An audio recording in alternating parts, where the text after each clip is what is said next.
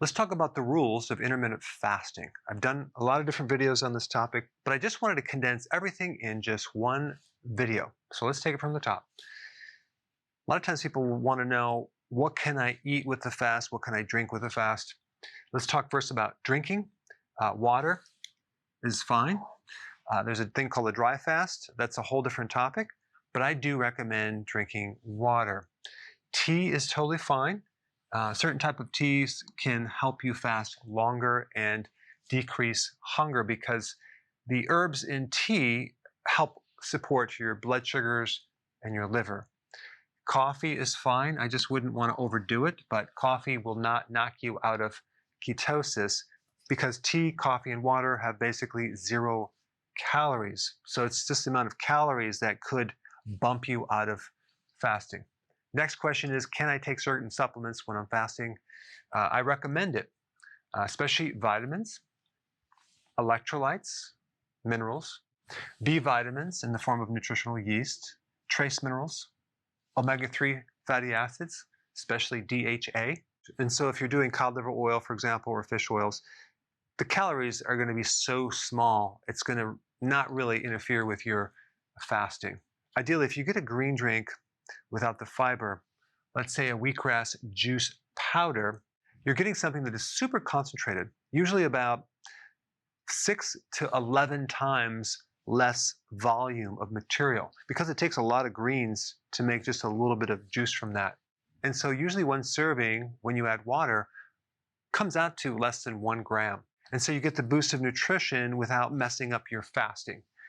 What you do want to avoid is the protein powders, especially whey protein powder, and there's many other ones. I would just avoid all protein powders. Also avoid branch chain amino acids because it will turn into sugar pretty quickly. Now, as far as bone broth, there's mixed reviews. Some people do find that their ketosis actually stops for way too long, and other people, it doesn't seem to affect their ability to generate ketones. So this is mixed reviews. You might want to try it out and see if you actually can do it or not. Get a little testing unit to check yourself. Now, as far as MCT oil, which sometimes you're going to put in your coffee to make it a bulletproof coffee, you can put butter in it, you can just put coconut oil or just put MCT oil. What's going to happen is you're not going to lower your ketones because those fats will turn into ketones. But the only thing that's going to happen if you do too much of this is you're going to shift from burning your own fat to burning this fat and turning it into ketones. Now, that's not necessarily a bad thing, especially in the beginning as you're making the transition into ketosis. But at some point, if you find that your weight loss is stalled, then realize it could be this extra fat that you're consuming. But I actually do recommend it for a lot of people because it allows them to fast longer, which is actually very, very important because you want to get your body adapting. And MCT oil can give your brain straight ketones. So there's some other benefits to taking MCT oil. So it's kind of depends on your situation. Okay, number 3, don't eat unless you're hungry. So when you start this fast, and let's say you're going to go 18 hours and your main goal is to lose weight, and you find that you just completely have no appetite, go a little longer. Now, you don't have to do a really long fast right off the beginning, but you're on a roll. Your body is eating. It's eating its own fat. It's not starving. Might as well ride the wave and go a little bit longer. You're going to see better results. But you want to prevent the point of going too far where your body is weak and you feel dizzy. So you want to be able to differentiate some slight hunger pains. You're a little hungry, but you have a lot of energy and you have no cognitive problems. Might as well just push through that, especially if it's in the morning at 8 o'clock in the morning where you have this spike of cortisol, where your body might be releasing more sugar, but most people just push through that and then the hunger goes away. But you've gone too far if you're very weak and you're fatigued and you're dizzy and you have irritability. All right, number 4, the longer the fast, the more you have to refeed slowly. So if you're fasting for 48 hours or longer, make sure you consume just a small amount of food, maybe a little egg, a little lettuce, maybe a little bit of peanut butter, but not too much food too fast.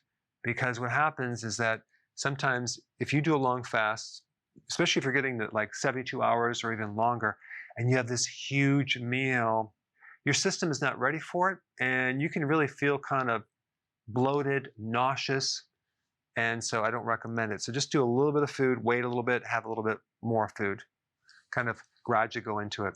Number 5, a good indication to know of the severity of insulin resistance is how long can you go without feeling like you need to eat food.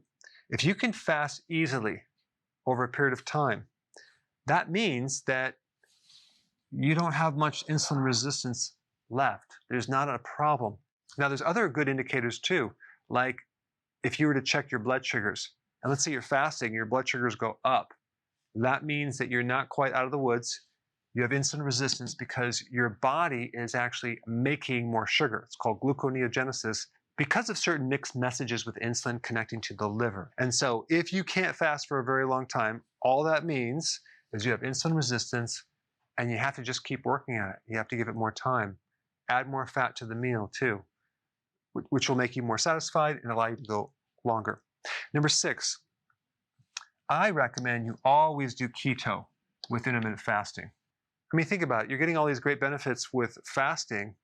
Why wouldn't you also want to get the benefits from keto, which is also going to keep your insulin low when you eat?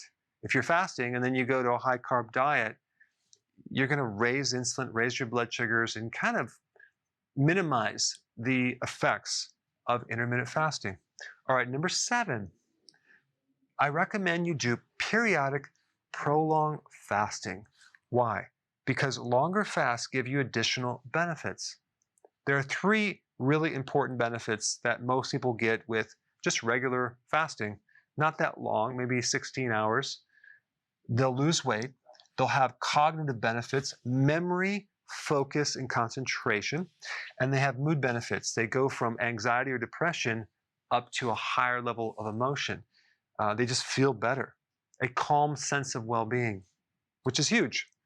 But when you do periodic prolonged fasting, you really support your brain.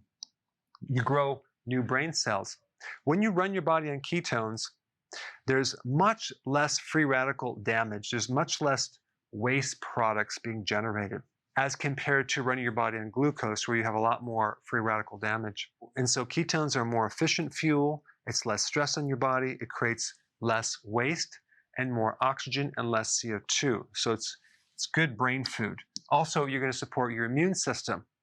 You're going to be able to fight infections better. You're going to actually increase your resistance of your cell from toxins. You'll decrease your risk from cancer because one of the purposes of your immune system is to kill cancer cells. This is a good benefit, right? And then you have the anti-aging benefits because your body is recycling old damaged tissue and definitely proteins. So you're cleaning up these cells that are dysfunctional and you're renewing them. So for repair and regeneration and anti-aging, doing a prolonged fast here and there is definitely worth it. All right, thanks for watching. Before you go, if you have a question about a product or you're new to keto and you want to know how to begin keto, or you're on keto and you need a debug because it's not going as smooth, I have a keto consultant standing by to help you. This is just for the people in the US. Hopefully in the future we'll be able to answer everyone's call, but I put the number down below so you can call and get some help.